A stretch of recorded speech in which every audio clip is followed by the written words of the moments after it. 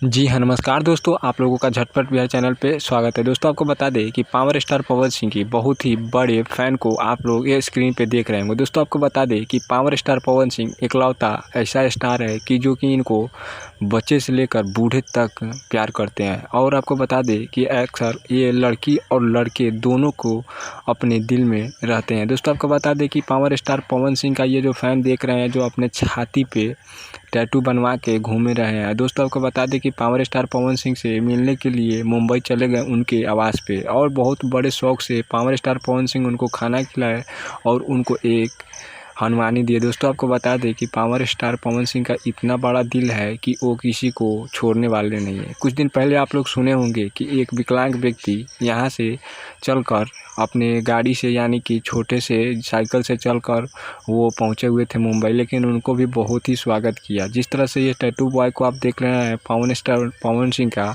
ये जो फ़ैन है, बहुत ही इनको प्यार दुलार और पब्लिक से अच्छा रिस्पॉन्स भी मिला है। दोस्तों आपको बता दें कि पावर स्टार पवन सिंह अपने मुंबई वाले घर पे इन दिनों रह रहे हैं, लेकिन इन टैटू बॉय को बहुत सोच